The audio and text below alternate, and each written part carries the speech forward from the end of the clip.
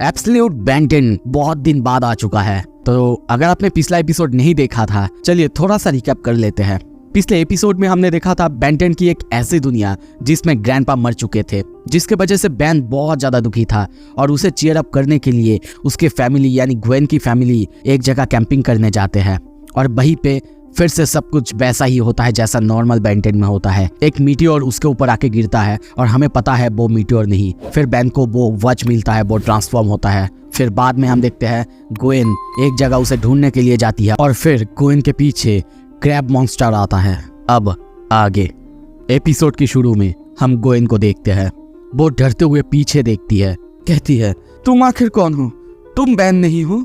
और वहां पे हम क्रैब मॉन्स्टर को देखते हैं जो कि ग्वेन को देखता है और ओमनीट्रिक्स को ढूंढने की कोशिश करता है, पर वहां पे कुछ भी नहीं था। और वो कहता है ओमनीट्रिक्स कहाँ है। ग्वेन डरते हुए लड़ने के लिए तैयार होता है, उसका हाथ कांप रहा था। वो कहती है ओमनीट्रिक्स, मेरा कजन कहाँ है वो बताओ पहले। और ये सुनते ही क्रैब को समझ आ जाता है शायद उसके कजन के पास ही ओमनीट्रिक्स है और इसी वजह से वो उसे पकड़ लेता है एक बेट के तौर पर, ताकि बेन बचाने के लिए उसके पास आ जाए। तभी सीन शिफ्ट होता है। दूसरी तरफ हम बेन को देखते हैं, एक स्लर्ड के फॉर्म में देखते हैं जो कि बहुत तेजी से दौड़ रहा था और तभी उसका ओमनीट्रिक्स बीप करने लगता है। उसे पहले ये कुछ भी समझ नहीं आ रहा था ये सब आखिर क्या हो रहा है, और इंस्टेंटली वो कुछ समझ पाता उससे पहले ही वो ट्रांसफॉर्म हो जाता है। वो अपने आप को देखता है, समझने की कोशिश कर रहा है और अपने हाथ में वॉच को भी देखता है जिसका कलर अब पूरी तरह से रेड हो चुका है। वो सोचता है शायद अब उसे कैंप वापस जाना चाहिए और आंट को जाके सब कुछ बताना चाहिए, पर वो सब कुछ एक्सप्लेन कैसे करेगा। और तभी वो वॉच को फिर से देखने लगता है और फिर से वॉच ब्लू हो जाता है, मतलब पूरी तरह से चार्ज हो चुका है और उसके सामने कुछ एलियन आता है। वो उन सबको देखता है पर उसे कुछ भी समझ नहीं आ रहा था। तभी देखते हैं ग्वेन की मॉम कॉल करती है, पूछती है कि बेन और ग्वेन दोनों कहाँ है, पर बेन बताता है कि ग्वेन उसके साथ नहीं है। और तब वो बताती है कि ग्वेन उसे ढूंढने के लिए ही गया था। और ये सुन के बेन थोड़ा सा डर जाता है और वो उसी जगह फिर से जाने के लिए दौड़ता है। और कुछ देर बाद जब वो वहां पहुंचता है, वहां पे ग्वेन की फोन गिरा हुआ था।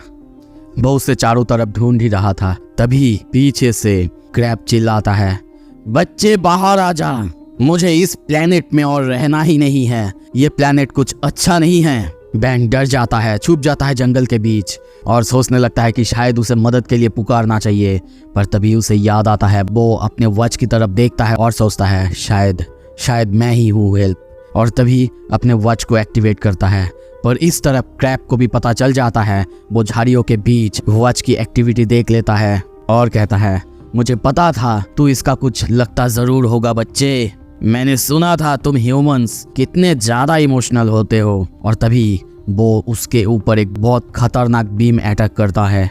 वहां पे बहुत ज्यादा ब्लास्ट होता है, पर तभी कुछ ही देर बाद झाड़ियों में से और उस धुएं में से बाहर आते हुए देखते हैं फीडबैक को।